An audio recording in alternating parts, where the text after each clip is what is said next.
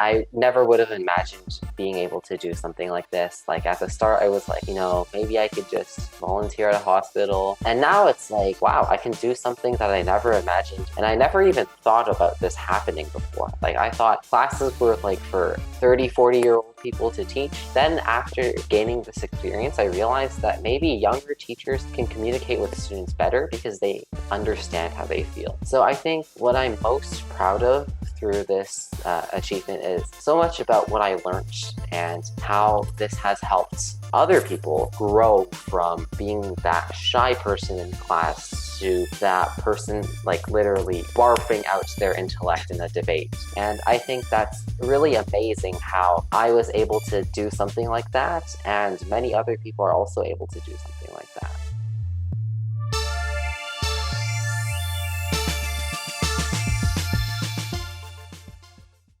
Hi, everyone. So I am joined by the one and only Oscar Jiang today. How are you doing, Oscar? I'm well, thank you. Thanks for having me.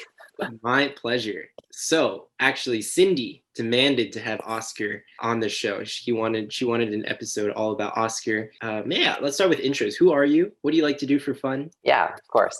So I'm Oscar. I'm currently 15 as of yesterday. I'm a sophomore this year. Some things that I like to do are exploring music, stuff like that. I play or have played lots of instruments, ranging from the piano, violin, and lots of band instruments like the trumpet, trombone, baritone, flute, clarinet, stuff like that. I'm from Canada, so I'm pretty sure most of the others were from the States. Fantastic. Can you tell us a little bit about your initiative? How did you get started? What was the idea behind it? Well, actually, to provide a little bit of a backstory, I had in mind something to do with providing a service to the public, and I wasn't sure what I wanted to do. And the reason for that was because I was really at like a low point in my life during around 2020 April, 2020 May-ish, those months. And then after, it was mostly just like failure after failure and then stress just piling up. So then I was like, oh no, okay, I have to do something. So then I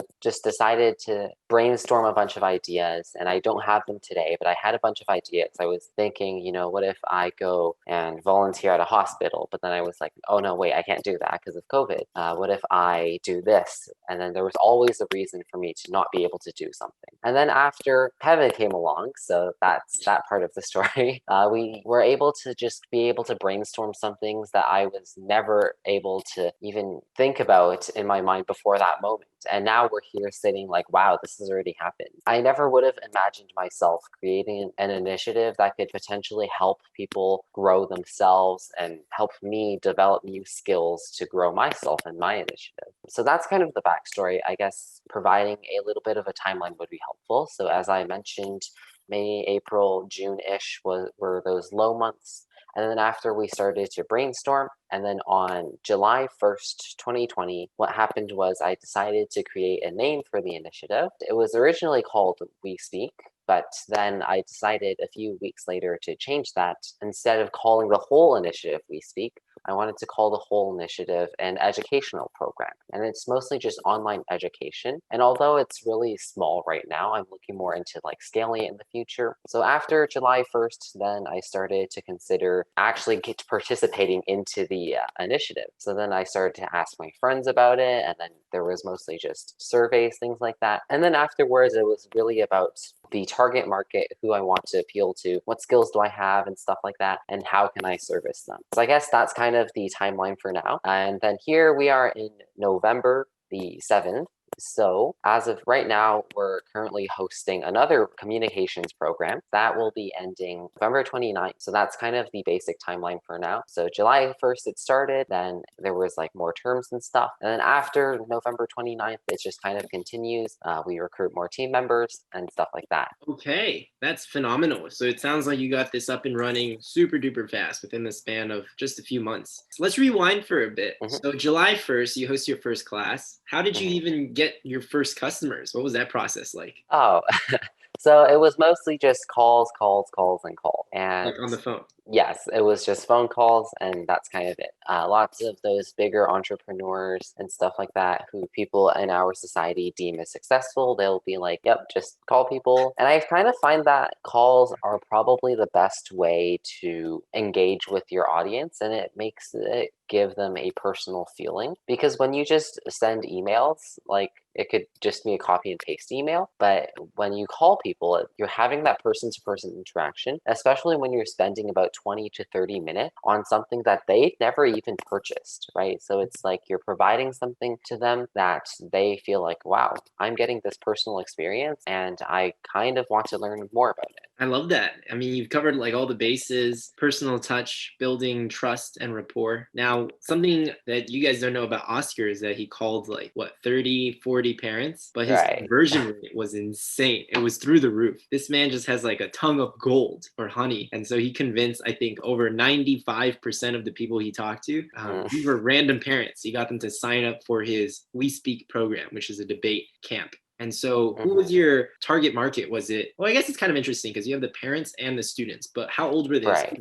The students, they were typically from 8 and anywhere between that to around 11 and 12-ish. The original plan was to go from first graders to fourth graders. The idea behind it was that people are using technology too much these days, and people don't have enough social interaction. And despite having an online communication program, which people would imagine it as ineffective because it's online, I actually found online to be much more, I guess, a safer environment for the kids, especially because they've probably never met each other. Mm, And the idea behind it was that it was grades 1 to 4. But mhm, then after like experimenting and then providing a minimum viable product, so an mhm. MVP, then what we realized was that maybe first to fourth graders isn't the best. So right now, what we're mostly focusing on is fourth to fifth graders, because this age group can actually soak in more information than, for say, a first grader can. I love that. Okay. And in total, how many students did you have? Believe it was at the start, after 2 weeks of calling and just every day during the summer, calls, calls, calls, and calls nonstop. I believe after it was around anywhere between 30 to 35. Whoa. And you charge for this program? How much did you charge per kid? I think it was for a total of 8 weeks. It was $40 Gotcha. 40 Canadian or US dollars? Canadian. So Okay, gotcha. it's less if you convert it. Yeah, wow, that's so impressive. And I mean, you did call a lot, but then again, it was only like 2 weeks, right? So I think in Hmm. total, from inception to getting sales, you basically did that in like a month, right? You had Right. 30 signups, 40 Canadian dollars each. That's a lot in just a month. That's pretty Hmm. mind-boggling. Now, along that vein, what are you most proud of when it comes to your initiative? Is it the money? Is it the fame? Well, actually, the reason why I don't want the initiative or anything like money or fame to Mhm. define me is Yeah, I'm joking. because I'm more of the introverted type of person, despite me being that type of public speaker, debater, stuff like that. But Oh. actually, I think what I want most about this initiative to define me is more so how much have the students grown and how much Mm. have I grown from Mm. before. Like I said, I never would have imagined being able to do something like this. Like at the start, I was like, maybe I could just volunteer at a hospital. And now it's like, wow, I can do something that I never imagined. And I never even thought about this happening before. Like I thought classes were like for 30, 40-year-old people to teach. Then after gaining this experience, I realized that maybe younger teachers can communicate with students better because they understand how they feel. So I think what I'm most proud of through this achievement is so much about what I learned and how this has helped other people grow from being that shy person in class to that person like literally barfing out their intellect in a debate. And I think that's really amazing how I was able to do something like that, and many other people are also able to do something like that. That is splendid. That is really amazing indeed. Let's explore that vein a little bit more, Oscar. So you mentioned that you running this program, this initiative also helped you grow as an Right. individual, as an entrepreneur. Can you explain a little bit more about this growth? Of course, I'm the introverted type of person, and I typically don't go out to social events. I probably won't attend any of those other school events that people invite me to, despite all of my friends going. And I think this initiative was just a way to kind of self validate a little bit. And because of the fact that people are constantly pressured in society to do better, I was able to self validate in terms of proving that I was able to do something that I never thought of doing. And that just shows how there's many different opportunities that people pursue, that people don't pursue because of fear. And like myself, there's many opportunities that I kind of just let it slide because I either think I'm not underqualified, or B, because I feel like that it's not worth my time, or C, any other reason. Kind of exploring that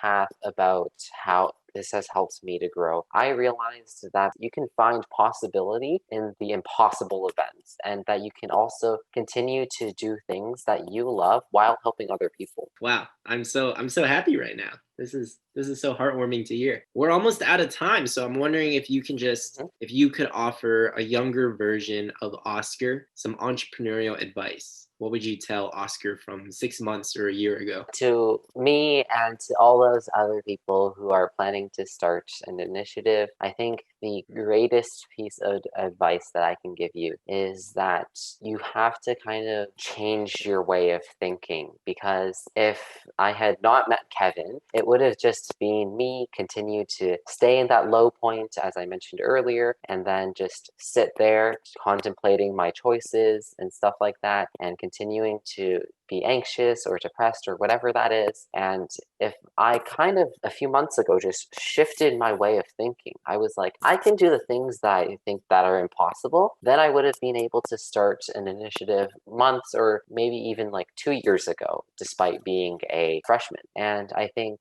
that the most important takeaway is that you have to kind of change the way that you see an issue. And not only is it beneficial to do that, but you can also get inspired from the people around you who also change their way of thinking. For example, if you go and talk to other people about an initiative that you're thinking about, then you now have their perspective. And then you can also think, okay, I can start with these steps, and then I can go into those steps, and then slowly be able to unleash the initiative that you've always been planning. And I think obviously I wouldn't have been able to done it without Kevin. And I think one of the other things that you need is another person to support you through it, because although you can change your way of thinking, lots of failures and stuff like that, they'll obviously happen. Like not all calls end up with, yes, I'll sign my child up, or yes, I think this is a wonderful idea. Not all calls will end with, yeah, I love it. Most of the time they'll end up with, maybe I'll look into it in the future, and they'll never call you back. That's a no. Yeah. So I think I was really auspicious to have a 96% conversion rate. If you ever do start out on an initiative, you definitely have to find someone to support you through it, like Kevin. And you definitely have to change the perspective of what you think, because those two are, in my perspective, the two greatest factors to starting your initiative. I don't even know how to describe it. I'm so heartwarmed and grateful for your kind words, Oscar. I didn't. Oscar's giving me way too much credit. I can't even explain it. It was 95% Oscar and maybe like 5% me. He just texts me sometimes and I get him on the right track. But yeah, I think having that support network and the other rookies too, and seeing like how hard they were working on their initiatives, everyone was kind of championing each other, which was really marvelous. But that's pretty much all the time we have for today. So thank you guys so much for joining us. And we'll see you guys next week. I hope you enjoyed this week's episode. Oscar, thank you so much for your time. Thank you for having me. All right, take care, guys. We'll see you next week.